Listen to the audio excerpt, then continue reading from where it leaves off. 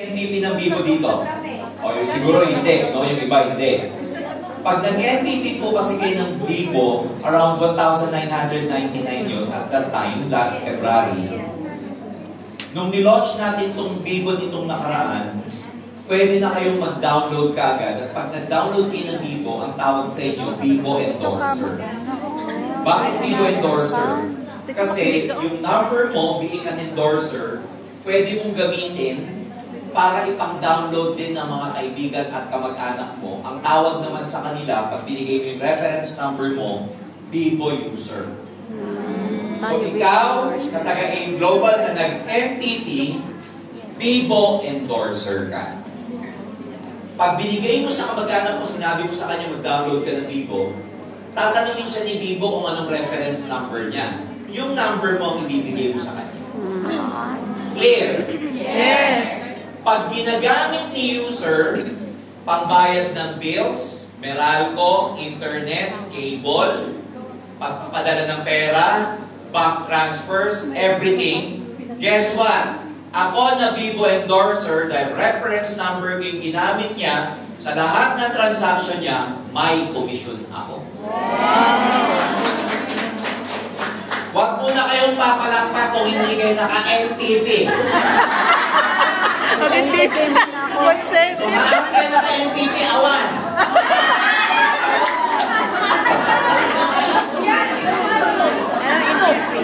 Sa Tagalog, pag hindi mo magbayad ka ng 1,700 ata. Wali. Parang membership. So, sa Philippines, kaya nga sabi sa iyo, lahat ng ano, meron talagang babayad. Oo. Kasi babalik naman sa iyo.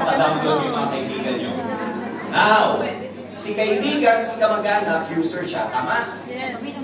Eh, gusto niya rin maging Vivo endorser. Hindi mag-MPP siya?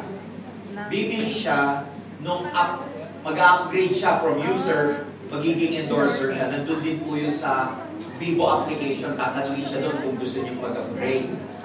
Pag nag-upgrade siya, bibili siya ng 1,999. Endorser na rin siya. Pero guess what? Dahil ako ang nag-sponsor sa kanya, may 500 direct referral bonus ako sa 1,999. In other words, Gcash siya na parang ni-network. Are you clear? Are we clear? Yes! So, yung Vivo, pag nag-recruit to, first level ko siya, 4% may sa transaction niya. cash out din. Pwede siya mag-recruit.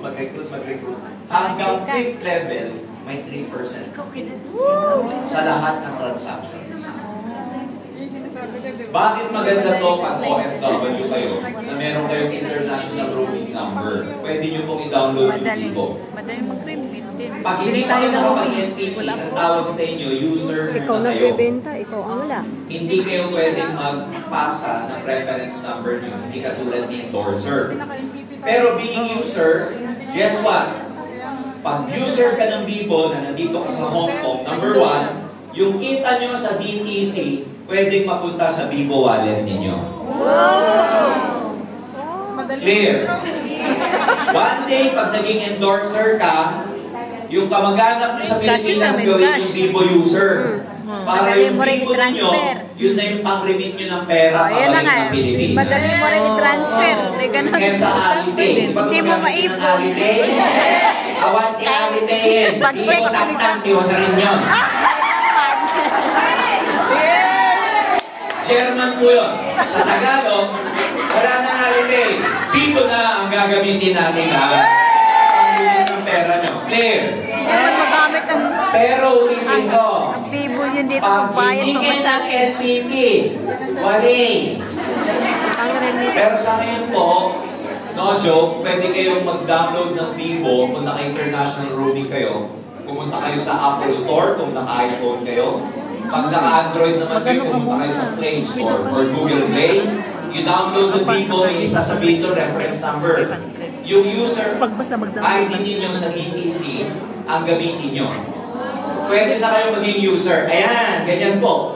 Ilagay nyo po dyan yung inyong user ID. Bili muna ako ng isang cellphone. Hindi ka nagagamit ng Alipay. User ID mo. Dito na. Yung ID mo, user ID mo, ilagay mo dyan.